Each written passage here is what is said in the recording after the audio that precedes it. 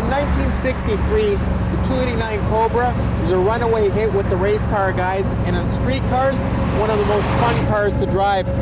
So Carroll Shelby takes his whole crew down to Nassau, Bahamas for Speed Week and gets his butt kicked by the new Grand Sports and Roger Penske. They come back, he and Ken Miles realize they have to do something if they're going to be competitive against the new Grand Sports.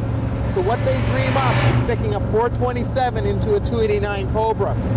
So they go out and build a prototype car. They stick a 427 into a 289 chassis, but it handles so bad they actually dub it the Turd.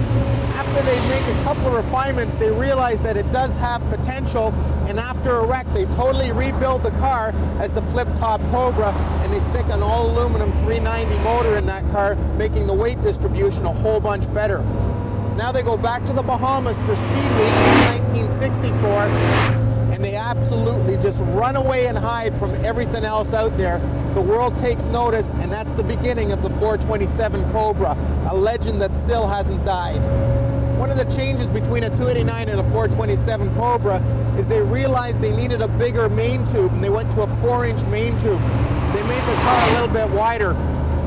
And the Flares actually started out as a narrow hip car, and this car here that we're driving today is the first sort of pre-production or production wide hip car. And the Flares are slightly different from what we recognize as a 427 wide hip car.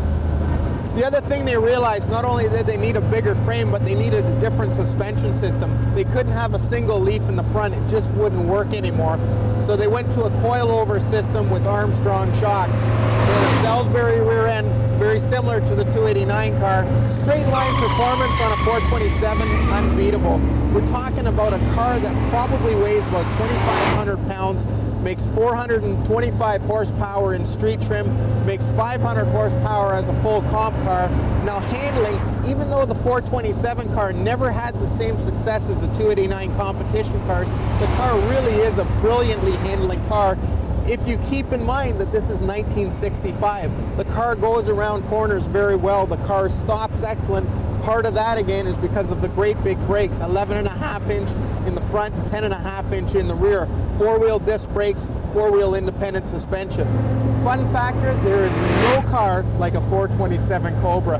I mean, you feel like you're part of this car. If you get a good one like this one is, it's tight, it's fun, it's fast, it turns heads. There's nothing like it. I mean, think about it. It is the most copied car in the world. Carroll Shelby definitely got this car right.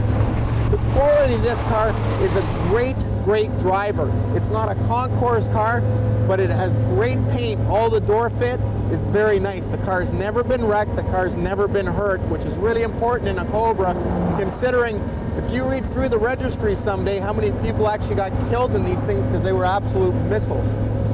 The chrome on the car, most of it's been replated, some of it's still original. Overall, very nice. The interior, it was original up until about 2 years ago when the owner at that time decided to redo the skins. Probably a shame he did that, but it is a nice interior now. All the gauges are original, the wood wheels original, it's never been refinished.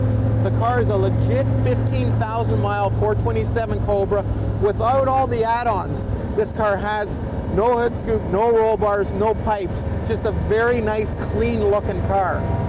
This car's got the sunburst wheels. It's got an optional 2.4 setup, which on a street car is very rare. Some people say it's original, some people say it isn't. This car probably isn't. The car really is an untouched car. A car like this, that drives like this, has this sort of patina, gotta be worth somewhere between $275,000 and $300,000. And well worth every penny.